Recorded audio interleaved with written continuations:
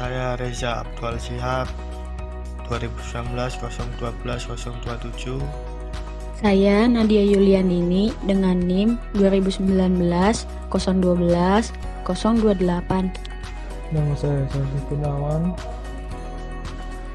NIM saya 2019-012-031. Assalamualaikum warahmatullahi wabarakatuh. Nama saya Reza Abdul Shihab, NIM saya 2019-012-027. Saya dari Teknik Industri A. Saya akan menjelaskan tentang pengertian tapping.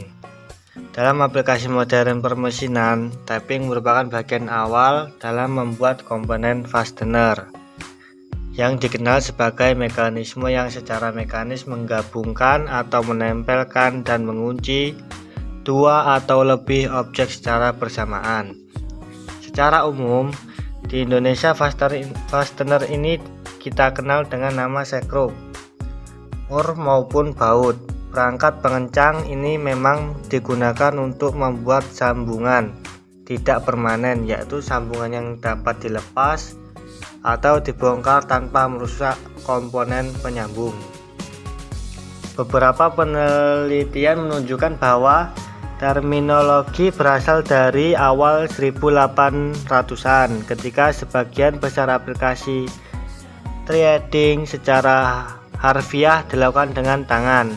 Namun ketika zaman mesin menabraknya setelah 1880, istilah hand tap masih digunakan untuk tapping yang tidak berubah dalam desain, dan sekarang digunakan pada mesin serta dengan tangan. Teknologi fastener ini sudah lama sekali ditemukan, dari aplikasi teknik pengolahan mebel kayu hingga pembuatan mesin dan motor listrik hingga elektronik.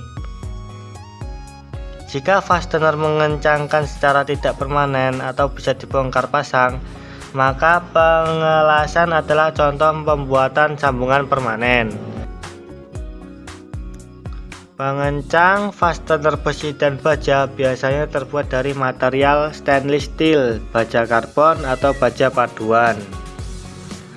Tapping merupakan proses membuat ulir pengunci internal, yaitu di dalam atau di dalam lubang, dengan menggunakan mata potong sel tapping yang dimensinya mirip dengan bor, misalnya thread atau ulir sekrup yang diproduksi di dalam mur. Selain itu, threading atau proses tapping tidak dapat dipresentasikan sebagai pembentukan, karena saat membuat thread atau ulir sekrup di internal atau eksternal, sejumlah materi akan dihilangkan dalam bentuk serpihan logam atau chipping. Karena itu keduanya diperlukan sebagai proses pemotongan saja. Di sini saya Nadia Yuliandini akan menjelaskan mengenai cara membuat ulir dalam dengan tapping.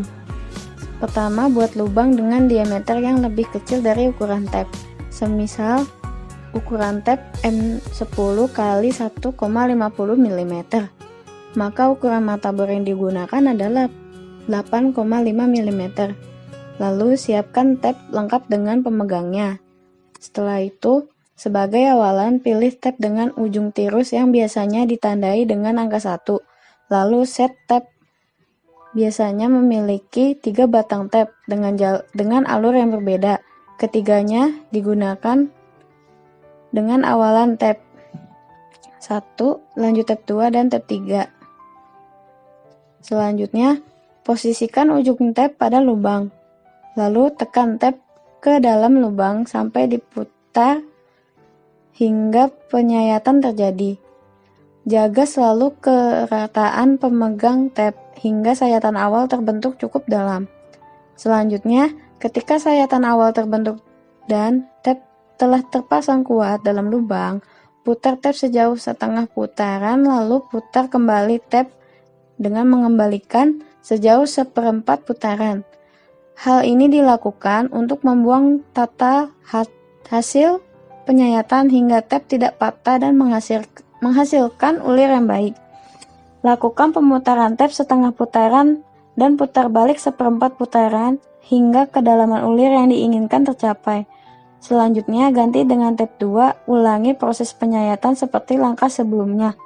Setelah tab 2 selesai, ulangi proses penyayatan dengan tab 3.